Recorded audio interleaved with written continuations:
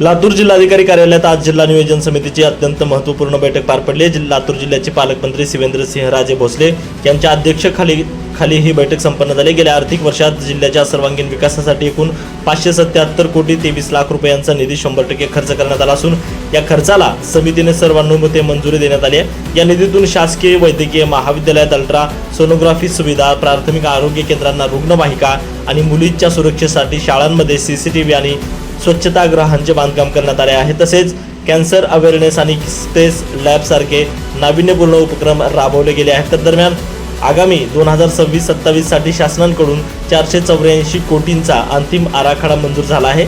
या नव्या नियोजनात अंगणवाड्यांचे वीज कनेक्शन, सौर ऊर्जा पार्क, पूरग्रस्त रस्ते सुधारणा आणि आरोग्य सेवांच्या बळकटीकरणाला प्राधान्य देण्यात आले आहे। याशिवाय पत्रकारांच्या स्वातंत्र्यावर गदा आणणं किंवा धमकावणं हे ठीक नसून अशा कोणाचीही गय केली जाणार नसल्याचं देखील यावेळी पालकमंत्री शिवेंद्रसिंहराजे भोसले यांनी स्पष्ट केलंय।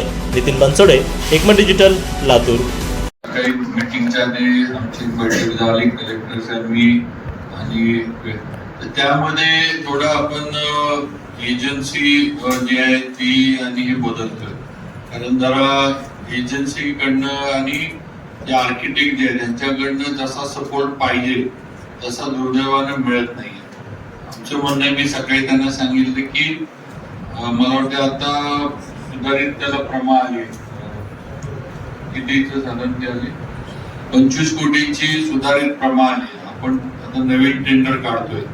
नवीन टेंडर काढत असताना मी त्यांना सूचना केल्या किंवा ज्या आर्किटेक्टने ऑडिटोरियम उभे केले स्वतः 4, 5, 10 असा आर्किटेक्ट व्हावा, कारण ते काय हॉल बांधायचा नाही, तिथं त्या खुर्च्या ज्या बसवायच्या ते एक ठराविक अँगल मध्ये बसल्या पाहिजे। स्टेज जे ते लाकडी स्टेज लागतं ऑडिटोरियमला, त्याला लागणारं साऊंड प्रूफिंग आहे।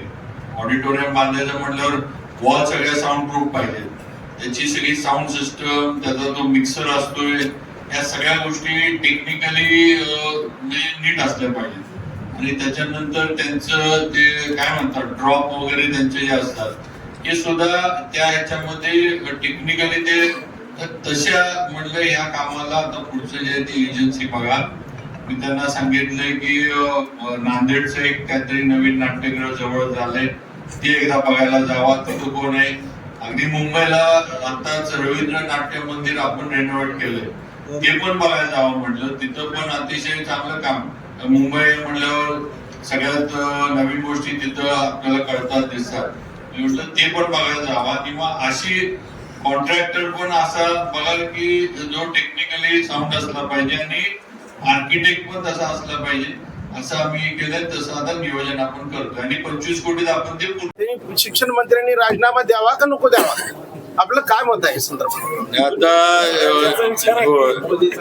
नीटच्या बाबतीत आता CBI वगैरे चौकशी चालू आहे आणि पेपर फुटीनंतर सरकार कुठेही गप्प बसणार नाही, कार्यवाही ते केल्यात। आणि पालकमंत्री साहेब 115 गावामध्ये स्मशानभूमी नाही, जागा नाही त्यांना मेल्याच्या नंतर देखील जागा नाही, बरोबर आहे सर। आणि दुसरी गोष्ट आता मला सांगा, आपल्या काळामध्ये म्हणजे कर्मचारी देखील अब्सेंट आहेत, काय वाटतं सर? स्मशानभूमीला जागा नाही, कर्मचारी अब्सेंट राहतात। स्मशानभूमी प्रशासन जागा उपलब्ध करून द्यायचा आमचा पूर्ण प्रयत्न आहे। आम्ही पैसे त्याच्यासाठी अजून सुद्धा DPDC ला ठेवलेले 138 गावांमधल्या नसणाऱ्या स्मशानभूमी आपण उभ्या केल्या, त्यांना निधी दिला, जागा सुद्धा दिली। काही 115 गावांमध्ये जागा उपलब्ध होत नाहीये म्हणून अजून उभा करू शकत नाही आपण। आता त्याचं नियोजन तेच चाललंय की गायरान असेल, जिल्हा परिषद असेल, आपलं महसूल जी असेल, कुठली जागा उपलब्ध होतीये ती करून घ्यायची आणि या उभ्या करायच्या, त्याला लागणारा सगळा निधी आपल्याकडे उपलब्ध। शासन राज्यामध्ये आहे, पत्रकारांनी प्रश्न विचारावे, शेवटी काय म्हणायचं, प्रेस हा आपला तिसरा काय चौथा स्तंभ म्हणतो आपण, तो 100% अधिकार तुम्हाला प्रश्न विचारायचा आहे, बातम्या तुमच्याकडे ज्या येतात त्या छापण्याचा, लिहिण्याचा। आणि आता मी त्यांचं जे काही झालं ते मी नाही, पण अशा पद्धतीनं कुठेही पत्रकारांना धमकी किंवा हे प्रकार होऊ नयेत, झाले नाही पाहिजे।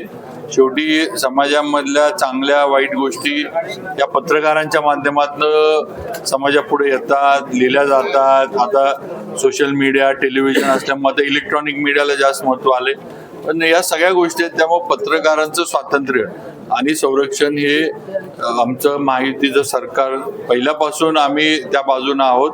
आणि मुख्यमंत्री तर 100% अशा कुठल्याही पत्रकारांना जर धमकवलं किंवा हे केलं जात असेल तर कुणाची अशी गय करणार नाही. आपल्याकडे उपलब्ध आहे, साधारण शिल्लक पण आहे. पण समजा कुठं पोचलं नसेल तर आम्ही करू. स्टॉक आहे, कुणीही हे करायचं किंवा पॅनिक जे आपण म्हणतो सिच्युएशन असं नाही. डीएपी आहे, आम्ही त्याच्यावर महापालिकेनं खरं म्हणजे परत एकदा हे करून त्यांनी योग्य म्हणजे कोणाची जीवितहानी होऊ नये त्या दृष्टीनं कायदेशीर जी काय प्रक्रिया असेल ती त्यांनी केली पाहिजे. त्यांनी ती करायच्या सूचना मी पण देतो. पण